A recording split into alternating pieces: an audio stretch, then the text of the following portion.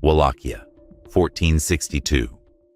The morning sun illuminates a hill on the banks of the Argeș River. From atop the Poenari fortress, a man with a black beard and penetrating gaze observes his work with satisfaction. Below, stretching for miles, thousands of wooden stakes point toward the sky. On each one, a human body writhes in agony or already hangs lifeless. The smell of death and decomposition is unbearable. Flies and ravens fight over the bodies.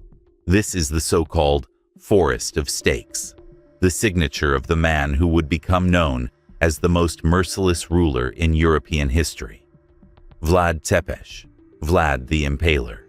The screams of the dying echo through the valley. Some live for days, impaled with precision to avoid damage to vital organs, prolonging their suffering. Ottoman ambassadors, Saxon nobles, disobedient peasants, all equal before the prince's preferred method of execution. An entire Turkish army approaches, but upon seeing the macabre spectacle, recoils in horror. This is not merely an act of cruelty. It is a calculated demonstration of power, a clear message to anyone who would challenge his authority. This is the price of betrayal. How did a relatively minor ruler from a region in the medieval Balkans transform into a synonym for extreme cruelty, inspiring literature's most famous monster? To understand Vlad, we must return to his birth and the events that forged his character. Born in 1431 in the citadel of Sighișoara, Transylvania, Vlad Draculea was the son of Vlad Dracul, a noble warrior of the Order of the Dragon. His name, which would later give rise to the legend of Dracula, came from his father's nickname, Dracul, meaning dragon or devil in Old Romanian.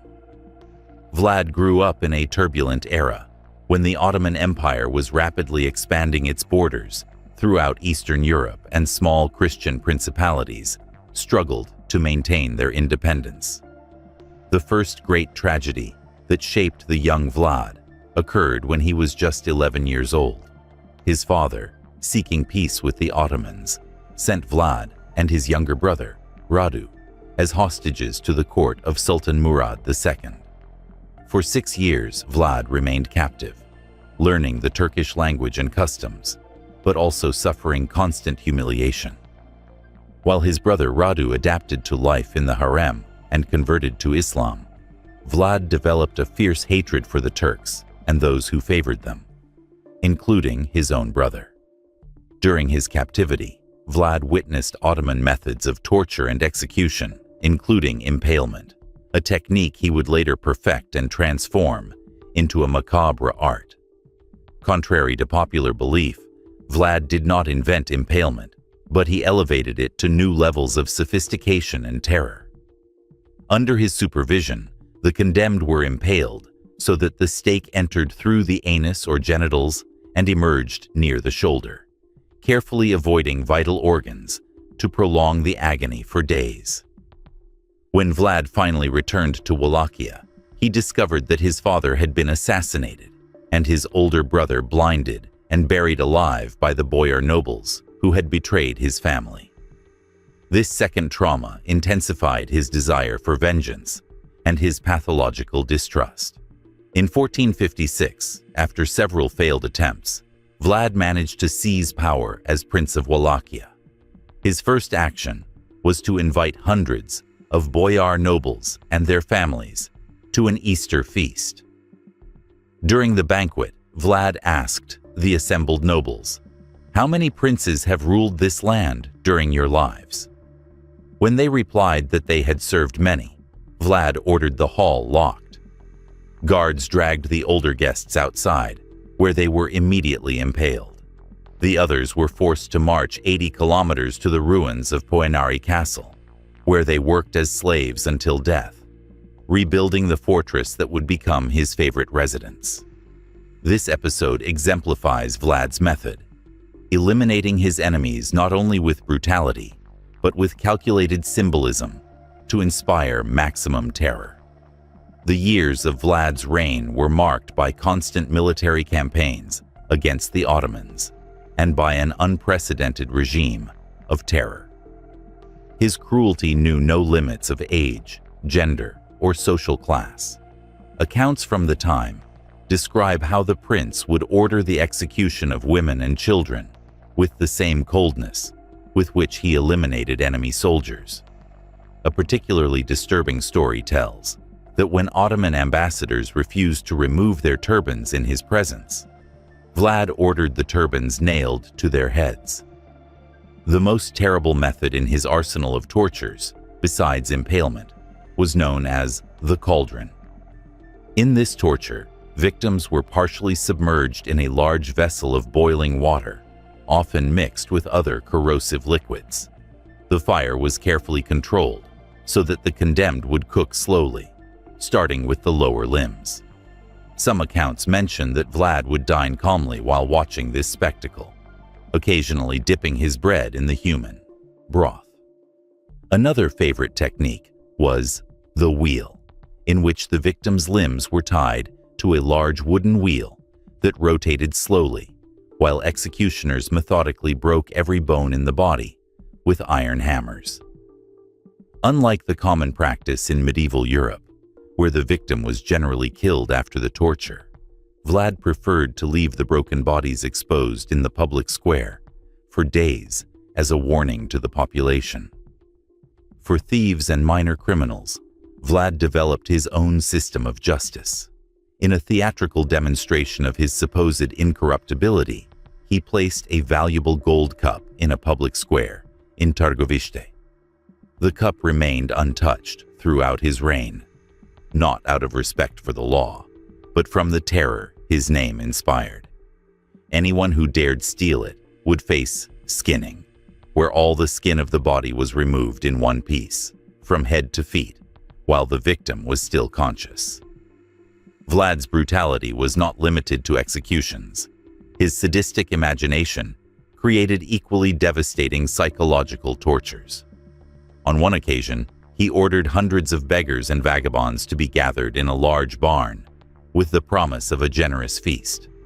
When they were all drunk and satiated, Vlad asked if they wished to be freed from their misery and poverty.